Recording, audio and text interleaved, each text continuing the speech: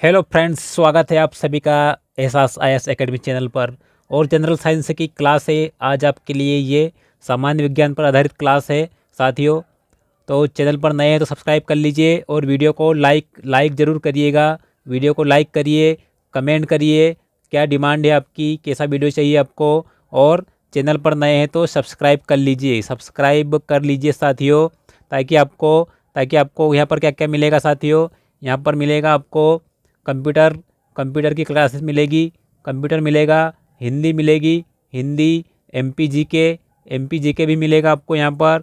MP GK के अलावा आपको साइंस की क्लास जो भी चल रही है ये मिलती रहेगी, साइंस की क्लास मिलेगी। और इसके अलावा आपको स्टैटिक जीके जो कि हिस्ट्री, जियोग्राफी इत्यादि से संबंधित पॉलिटी जो भी है आपको मिलती रहेगी। तो चलिए शुरू करते हैं साथियों। और ये क्लासेस आपको वीडियो शाम 5 बजे बाद मिलते रहेंगे। शाम 5 बजे आपको वीडियो मिलेंगे, तो चैनल पर ध्यान रखिएगा, शाम 5 बजे विजिट करिएगा, आपको वीडियो डेली मिलते रहेंगे। चलिए शुरू करते हैं। आज की क्लास में क्या है आपके लिए साइंस क्लास में साथियों। चलिए देखिए, पहला प्रश्न आपके सामने क्या है साथियों। पहला प्रश्न है, इंसुलिन में कौन सी धातु पाई जाती है। इंसुलिन हार्मोन है साथियों, और इसमें कौन सी धातु पाई जाती है। इसमें कौन सी धातु पाई जाती है साथियों। इसमें मिलेगी आपको, इसमें मिलेगी जस्ता। कौन सी धातु मिलती है इसमें, जस्ता धातु पाई जाती है इंसुलिन हार्मोन में। और इसका स्त्रावण कहाँ से होता है साथियों। इसका स्त्राव कौन सी ग्रंथि से होता है। स्त्राव होता है साथियों अग्नाशयी, अग्नाशयी ग्रंथि से इसका स्त्राव होता है, अग्नाशयी ग्रंथि से स्त्राव होता है। और क्या होता है इसके साथ में आपको बताएंगे। अग्नाशय की बीटा कोशिकाओं से स्त्राव होता है। बीटा कोशिका जो होती है उससे स्त्राव होता है। अल्फा, बीटा और डेल्टा कोशिकाएं पाई जाती है अग्नाशय में, जिसमें से बीटा कोशिका से किसका स्त्राव होता है साथियों, तो ये इंसुलिन का होता है। अब इंसुलिन के बारे में बात करें, इंसुलिन की कमी से रोग कौन सा होता है साथियों। इसके रोगों की बात कर लेते हैं। इसकी कमी से कौन सा रोग होता है, कमी से शायद इससे रोग होता है मधुमेह। कौन सा होता है, मधुमेह रोग हो जाता है इंसुलिन हार्मोन की कमी से। और अधिकता से क्या होता है साथियों, इंसुलिन की अगर अधिकता हो जाए शरीर में तो अधिकता से कौन सा रोग होता है, हाइपोग्लाइसीमिया रोग किससे होता है, इंसुलिन की अधिकता से। और बात करें इसमें आपको ऑप्शन में मिलेगा कोबाल्ट धातु। कौन सी धातु साथियों, कोबाल्ट धातु की बात करें तो कोबाल्ट किसमें पाया जाता है। कोबाल्ट आपको मिलेगा विटामिन बी 12। इसको और क्या कहते हैं, साइनोकोबालमिन। रासायनिक नाम क्या है इसका, साइनोकोबालमिन। क्या नाम है साथियों, साइनोकोबालमिन नाम है इसका, किसका, विटामिन बी 12 का। और ये कैसा है, जल में घुलनशील है। क्या है, जल में घुलनशील विटामिन है, घुलनशील है जल में। और जल में घुलनशील कौन होता है साथियों, विटामिन सी भी जल में घुलनशील होता है। विटामिन सी ये भी क्या है, जल में घुलनशील है। और विटामिन बी 12 का कार्य क्या है साथियों। इसका कार्य देखिए, ये क्या करता है, आरबीसी के निर्माण के लिए,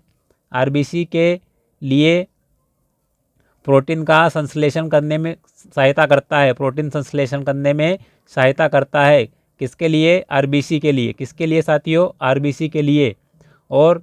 और इसकी कमी से कौन सा रोग हो जाता है, बी 12 की कमी से रोग की बात करें तो बी 12 की कमी से आपको मानव में रोग होता है एनीमिया। एक एनीमिया होता है, एनीमिया। और दूसरा कौन सा होता है साथियों, दूसरा रोग होता है पीलिया रोग, या इसको क्या कहते हैं, पांडु रोग। क्या कहते हैं, पांडु रोग भी कहते हैं, जॉन्डिस। चलिए अब बात करते हैं साथियों, इसमें आपको मैग्नीशियम भी दिख रहा है ऑप्शन में आपको मैग्नीशियम दिख रहा है। मैग्नीशियम की बात करते हैं साथियों। मैग्नीशियम क्या है, ये क्लोरोफिल, जो पादपों में क्लोरोफिल होता है, पादपों में क्लोरोफिल, ये इसका मुख्य तत्व है। कौन, मैग्नीशियम। क्लोरोफिल का मुख्य तत्व कौन है, मैग्नीशियम। अब बात करें लोहा की, तो लोहा किसके लिए उपयोगी है साथियों, हीमोग्लोबिन जो रक्त में पाया जाता है, हीमोग्लोबिन का मुख्य तत्व कौन सा है, मुख्य तत्व साथियों लोहा है। कौन है, लोहा है। और ये हीमोग्लोबिन क्या करता है, शरीर में O2 का परिवहन करता है। किसका परिवहन, O2 का परिवहन करता है। चलिए अगले प्रश्न की ओर बढ़ते हैं साथियों। अगला प्रश्न आपके सामने क्या है, राइबोसोम की खोज किसने की थी। अगला प्रश्न क्या है आपके लिए, राइबोसोम की खोज किसने की थी। तो साथियों ये की थी जी.ई. पेलाडे ने। किसने की थी, जी.ई. पेलाडे ने। कब की थी, 1955 में। कब की थी, 1955 में की थी। और आगे जानकारी बताते हैं आपको। और क्या है, कैमिलो गोल्जी। कैमिलो गोल्जी के बारे में देख लीजिए। इसने गोल्जी बॉडी या गोल्जी उपकरण की खोज की थी। किसने की थी, कैमिलो गोल्जी ने। कैमिलो गोल्जी ने। और फेलिक्स मोंटेना ने किसकी खोज की साथियों, केंद्रिका की। किसकी, केंद्रिका की। कोशिका में, कोशिका की बात हो रही साथियों, कोशिका में। कब की थी, 1774 में की थी। और रॉबर्ट ब्राउन की बात करें तो इसने केंद्रक की खोज की है। किसकी खोज की है, केंद्रक की। कब की है, 1871 ईस्वी में। कब की, 1871 ईस्वी में। अब बात करते हैं साथियों राइबोसोम के बारे में, आपको बताते हैं। राइबोसोम, राइबोसोम क्या है, इसे क्या कहते हैं राइबोसोम को साथियों। राइबोसोम की बात करते हैं अब। इसे प्रोटीन की फैक्ट्री भी कहते हैं। क्या कहते हैं, प्रोटीन की फैक्ट्री। अगर पूछा जाए प्रोटीन की फैक्ट्री किसे कहते हैं, तो किसे कहते हैं साथियों, राइबोसोम को। क्या कहते हैं, प्रोटीन की फैक्ट्री। इसका कार्य क्या है साथियों, प्रोटीन का संश्लेषण करना कार्य है, इसलिए प्रोटीन की फैक्ट्री कहलाता है। प्रोटीन संश्लेषण इसका मुख्य कार्य है। और बात करें गोल्जी उपकरण की बात करते हैं साथियों, गोल्जी बॉडी की। गोल्जी बॉडी का क्या काम है, गोल्जी बॉडी लाइसोसोम के निर्माण के लिए, लाइसोसोम और इसको क्या बोलते हैं, लयन काई भी कहते हैं। पहले इसका नाम देख लीजिए, लयन काई भी कहा जाता है इसको, लाइसोसोम को।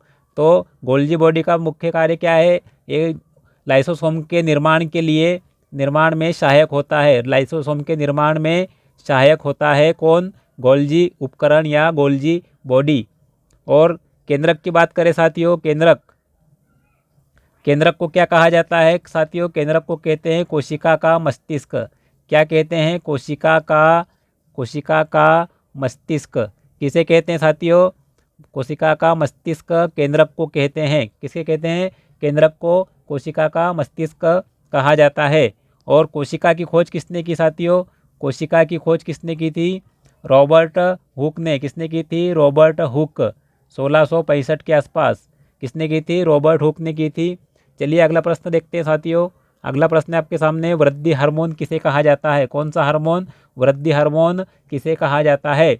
तो वृद्धि हार्मोन कहते हैं साथियों, ध्यान रखिएगा, ये कहते हैं सोमेटोस्टेटिन को।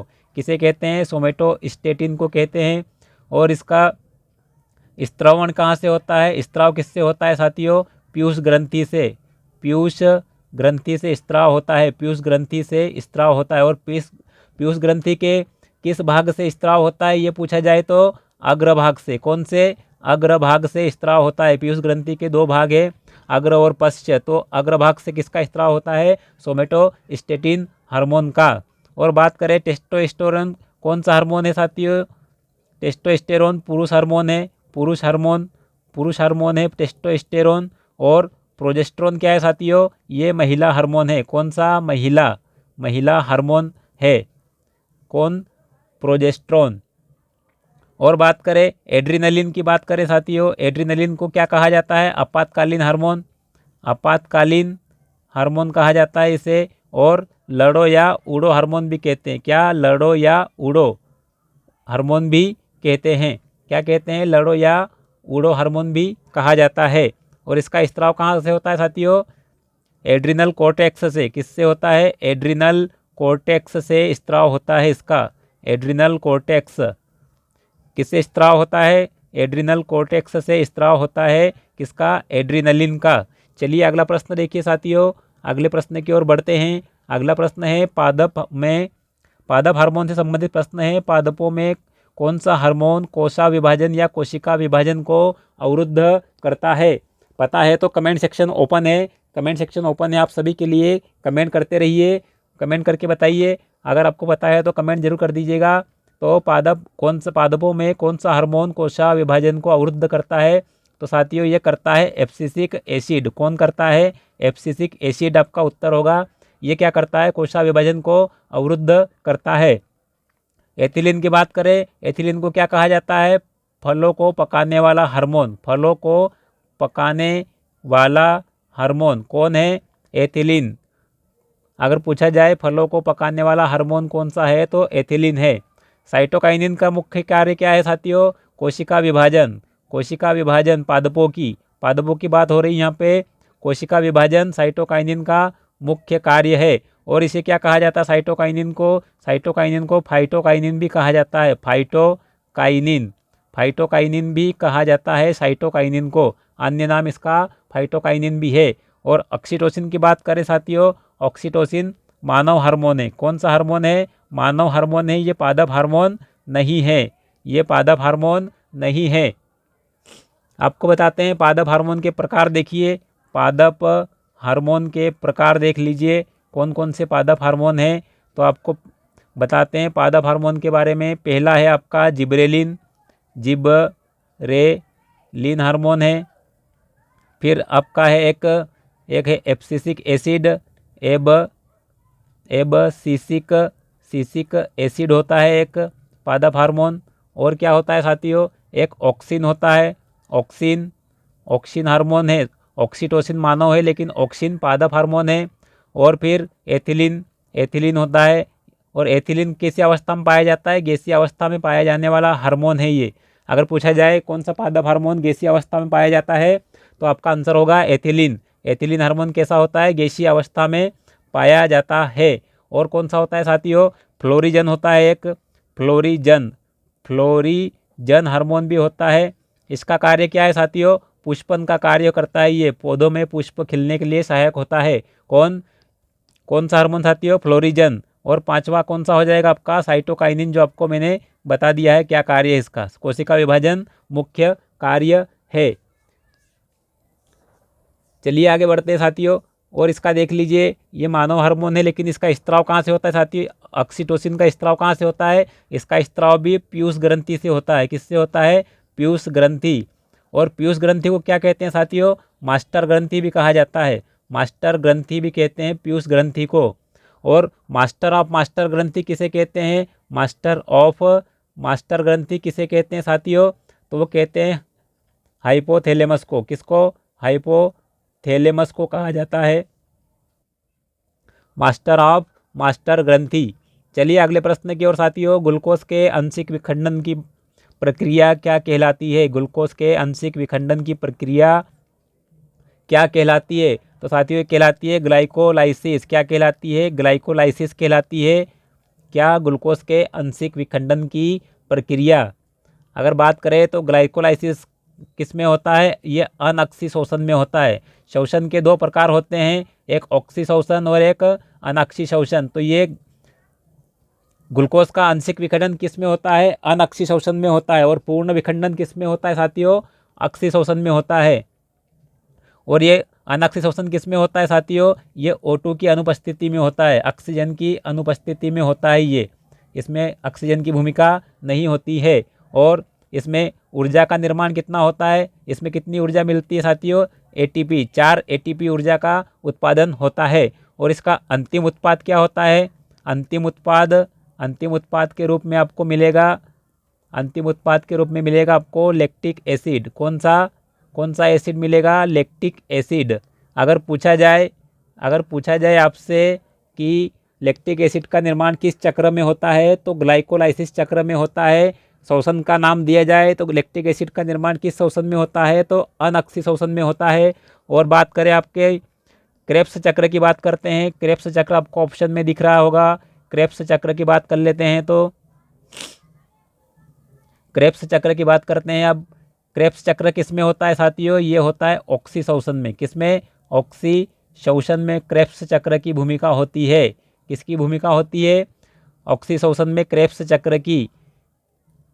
और ये कहाँ होता है क्रेब्स चक्र साथियों? माइटोकॉन्ड्रिया में। कहाँ पर? माइटोकॉन्ड्रिया में। माइटोकॉन्ड्रिया इसको क्या कहते हैं साथियों? और सूत्रकणिका भी कहते हैं माइटोकॉन्ड्रिया को। क्या कहते हैं? सूत्रकणिका भी कहा जाता है माइटोकॉन्ड्रिया को। सूत्रकणिका भी कहा जाता है माइटोकॉन्ड्रिया को। और बात करें क्रेब्स चक्र में आपकी जो माइटोकॉन्ड्रिया में शोषण होता है, ग्लूकोज का पूर्ण दहन होता है तो ऊर्जा कितनी मिलती है साथियों? 36 ATP अणु 36 एटीपी अणु की ऊर्जा मुक्त होती है, 36 एटीपी अणु की ऊर्जा मुक्त होती है। और इसका अंतिम प्रोडक्ट क्या होता है, अंतिम उत्पाद इसमें कौन सा बनता है साथियों? अंतिम उत्पाद की बात करें, क्रेब्स चक्र या अक्सी शोषण में जो माइटोकॉन्ड्रिया में शोषण होता है, ग्लूकोज का पूर्ण विखंडन होता है, तो इसमें अंतिम उत्पाद होता है आपका, अंतिम उत्पाद होता है पाइरुविक अम्ल। पाइरुविक अम्ल, कौन सा अम्ल? पाइरुविक अम्ल।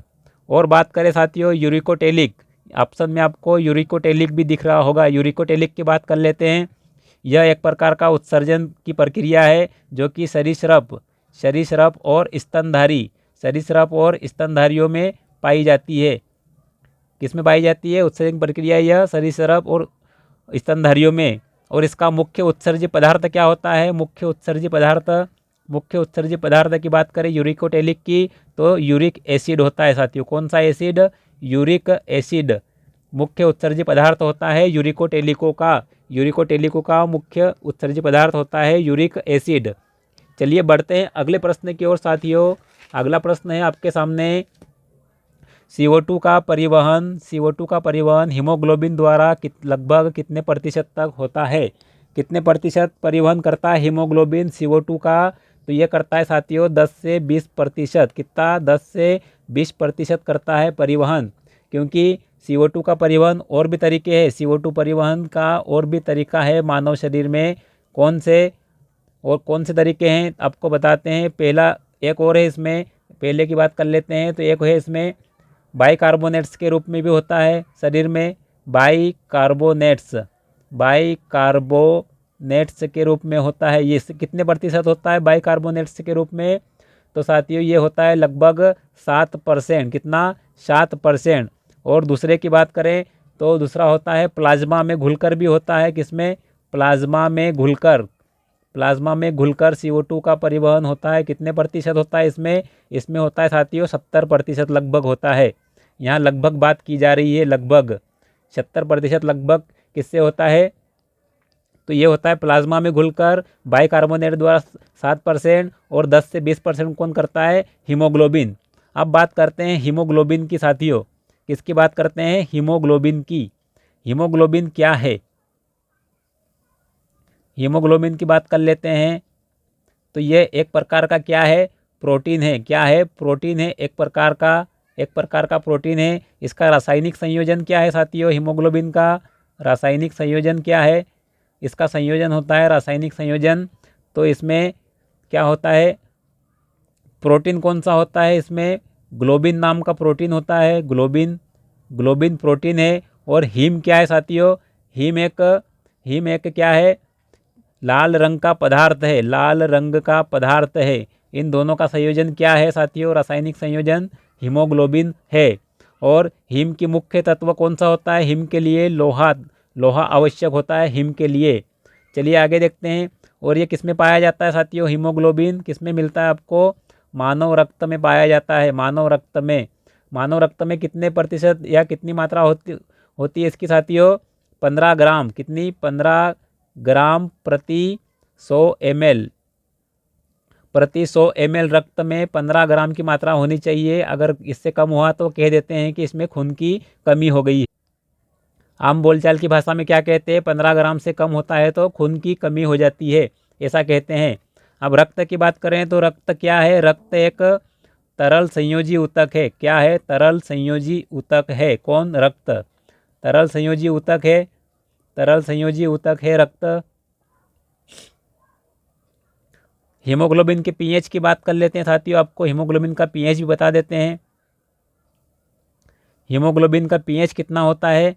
हीमोग्लोबिन का पीएच की बात करते हैं। पीएच कितना होता है साथियों? ये होता है 7.1 से कितना? 7.4 के मध्य। कितना होता है? 7.1 से 7.4 के मध्य, मतलब हल्का क्षारीय होता है।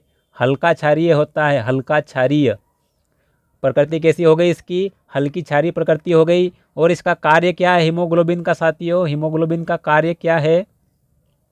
O2 का परिवहन। किसका परिवहन? O2 का परिवहन। किसका कार्य है? हीमोग्लोबिन का शरीर के अंदर क्या करता है? O2 का परिवहन करता है। O2 का परिवहन करता है। मानव रक्त के पीएच की बात करें तो क्या होता है मानव रक्त का पीएच साथियों, तो ये कितना होता है, ये भी होता है आपका 7.4 के आसपास होता है। कितना? 7.4 के आसपास।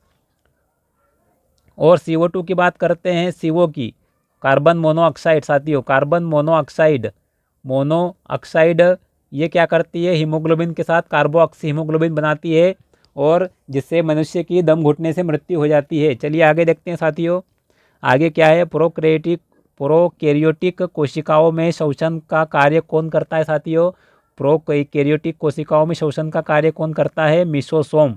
कौन करता है साथियों, मिसोसोम कार्य करता है शोषण का प्रोकैरियोटिक में। और यूकैरियोटिक में कौन करता है, यूकैरियोटिक में, यूकैरियोटिक कोशिका की बात करें तो इसमें कौन करता है शोषण का कार्य, माइटोकॉन्ड्रिया, माइटोकॉन्ड्रिया, माइटोकॉन्ड्रिया कार्य करता है शोषण का, किसमें, यूकैरियोटिक में। इतना क्लियर है साथियों। आगे देखते हैं साथियों, माइटोकॉन्ड्रिया को क्या कहा जाता है साथियों, ये भी देख लीजिए, कोशिका का ऊर्जागृह, कोशिका का ऊर्जागृह, क्या कहते हैं, कोशिका का ऊर्जागृह। किसे कहते हैं, माइटोकॉन्ड्रिया को क्या कहते हैं, कोशिका का ऊर्जागृह। और माइटोकॉन्ड्रिया की बात करें, माइटोकॉन्ड्रिया की बात करें, माइटोकॉन्ड्रिया की बात करें साथियों, तो ये क्या, जीवाणु और साइनोबैक्टीरिया, जीवाणु और साइनोबैक्टीरिया में अनुपस्थित होता है। साइनोबैक्टीरिया, साइनोबैक्टीरिया को क्या कहते हैं, साइनोबैक्टीरिया नीलहरित शैवाल, इसमें क्या रहता है, ये अनुपस्थित होता है। क्या होता है, अनुपस्थित। बाकी सभी पादप और जंतुओं में उपस्थित होता है। और माइटोकॉन्ड्रिया में बताया आपको क्रेब्स चक्र होता है, क्रेब्स चक्र होता है, क्रेब्स चक्र में आपको 36 ATP अणु ऊर्जा उत्पन्न होती है। और क्रेब्स चक्र की खोज किसने की थी साथियों, क्रेब्स चक्र की खोज किसने की, तो ये की थी हेंस क्रेब ने। किसने, हेंस क्रेब्स ने की थी, इसलिए इसका नाम क्रेब्स चक्र रखा गया है। कब की थी, 1937 के आसपास, 1937 के आसपास इसकी खोज की थी। और माइटोकॉन्ड्रिया की खोज किसने की, माइटोकॉन्ड्रिया की खोज किसने की साथियों, अल्टमान ने। किसने की, अल्टमान ने की। और इसका नामकरण किसने किया, अगर नामकरण की बात करें तो नामकरण किसने किया, बेंडा ने नाम दिया था इसको माइटोकॉन्ड्रिया। बेंडा नामक जीव विज्ञानी ने इसको क्या नाम दिया था, माइटोकॉन्ड्रिया नाम दिया था। और अल्टमान ने इसे क्या नाम दिया था, बायोप्लास्ट। अल्टमान ने खोज करके इसको क्या नाम दिया था, बायोप्लास्ट नाम दिया था माइटोकॉन्ड्रिया का। और क्या है इसमें साथियों, आपको ऑप्शन में क्या दिख रहे हैं उनकी बात भी कर लेते हैं। चलिए,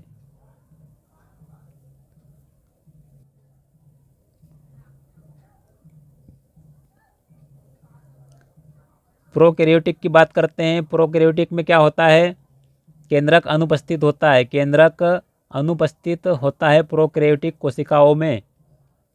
और इनमें राइबोसोम की कैसे पाए जाते हैं, राइबोसोम 70S प्रकार के, किससे प्रकार के, 70S प्रकार के।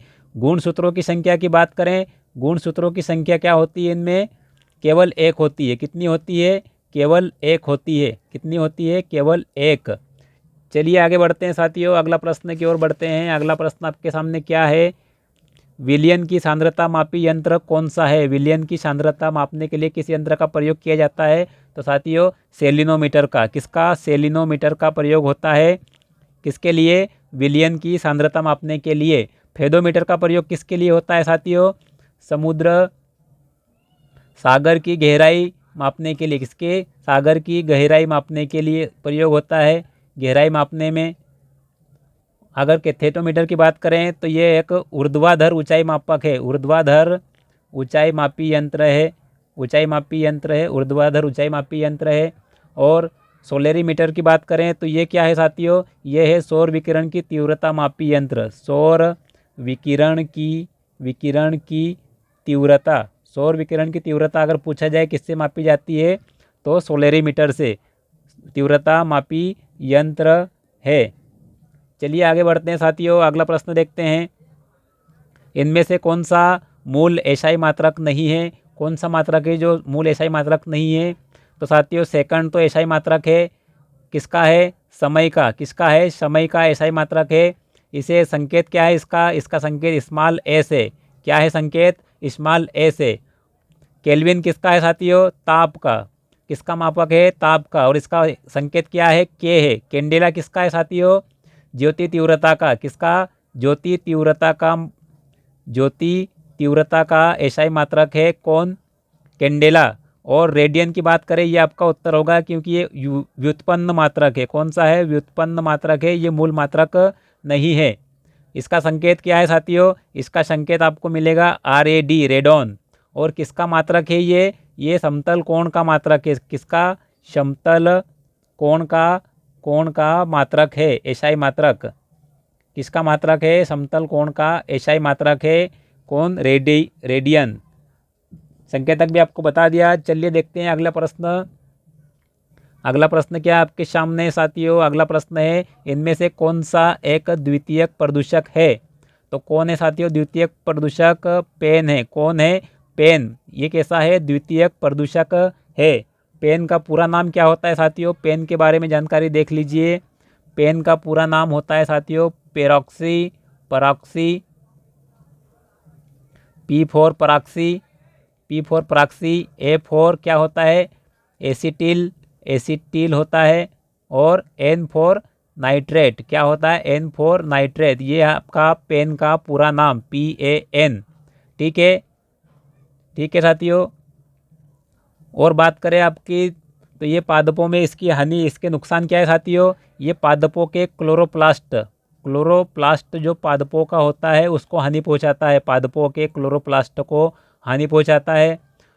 तो इससे क्या होता है? प्रकाश संश्लेषण में बाधा होती है। प्रकाश संश्लेषण में बाधा उत्पन्न हो जाती है। अब प्रकाश संश्लेषण में बाधा उत्पन्न होगी तो क्या होगा साथियों? पौधे अपना भोजन नहीं बना पाएंगे। मनुष्य और बाकी जीव जंतुओं के लिए भोजन की कमी हो जाएगी। तो काफ़ी खतरनाक है ये प्रक्रिया। ये पेन द्वितीय प्रदूषक पर्यावरण के लिए और मनुष्य के लिए और सभी जीव जंतु और पादपों के लिए भी। चलिए आगे देखते हैं। मानव के लिए क्या नुकसान है इसके? मानव पे क्या प्रभाव पड़ता है? मानव के लिए क्या नुकसान है साथियों? किसके? पेन के। तो इससे क्या होता है साथियों? इससे माइटोकॉन्ड्रिया में जो इलेक्ट्रॉन, माइटोकॉन्ड्रिया में इलेक्ट्रॉन यातायात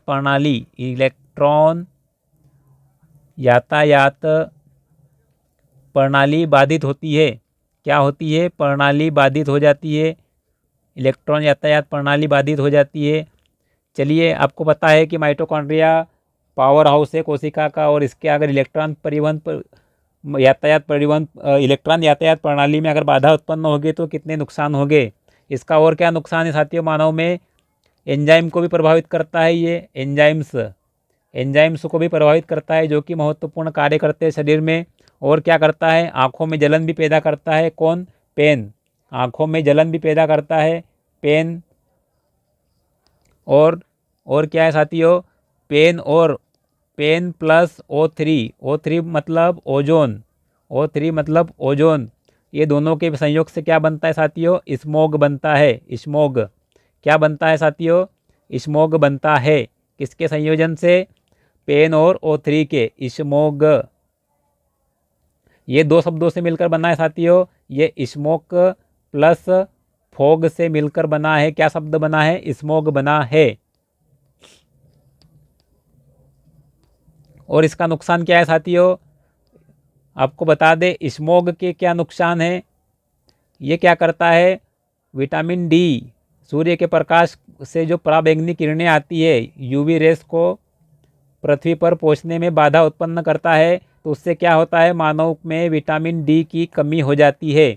और आपको पता है कि विटामिन डी से कौन से रोग होते हैं? इसकी कमी से कौन सा रोग होता है साथियों? रिकेट्स। कौन सा रोग होता है? रिकेट्स, या इसे क्या कहते हैं? सूखा रोग या सुकंडी भी कहते हैं साथियों। किसे कहते हैं? ये तीनों नाम किसके हैं? रिकेट्स के। और किसकी कमी से होते हैं? विटामिन डी की कमी से होते हैं। किसकी कमी से? विटामिन डी की कमी से होते हैं।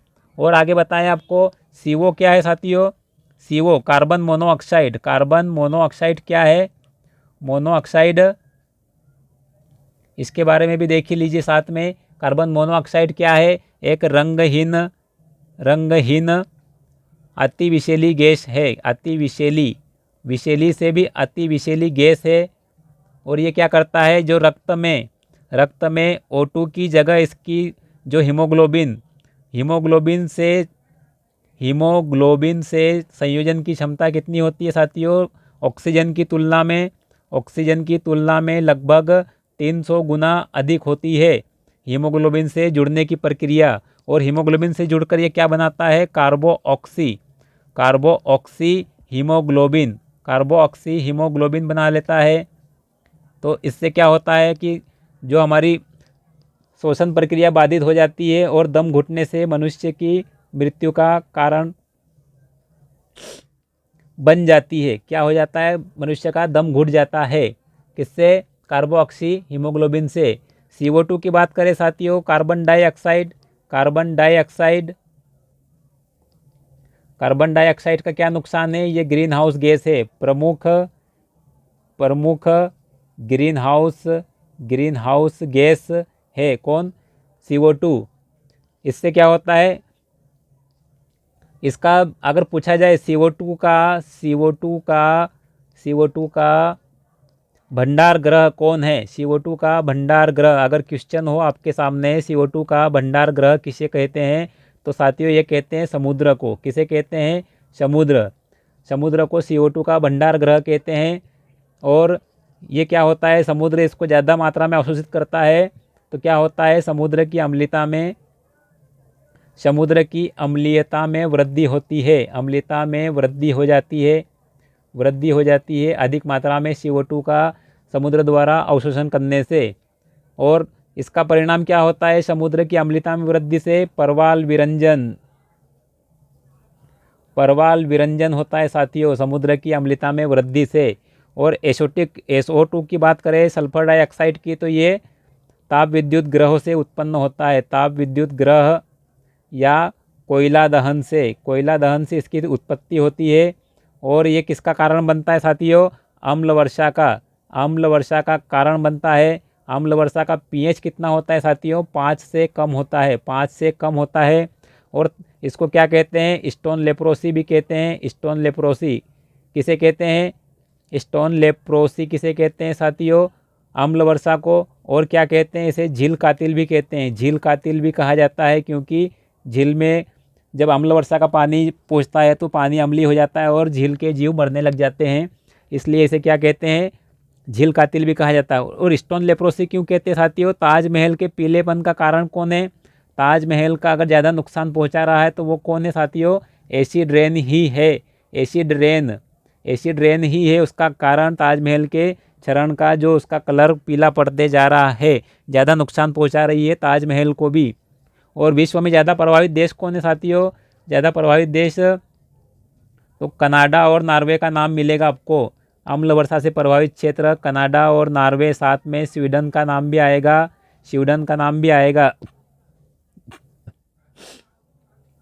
चलिए साथियों, ये थी आज की साइंस क्लास। वीडियो अच्छा लगा तो लाइक करें, शेयर करें और सब्सक्राइब कर लीजिए साथियों, सब्सक्राइब कर लीजिए चैनल को।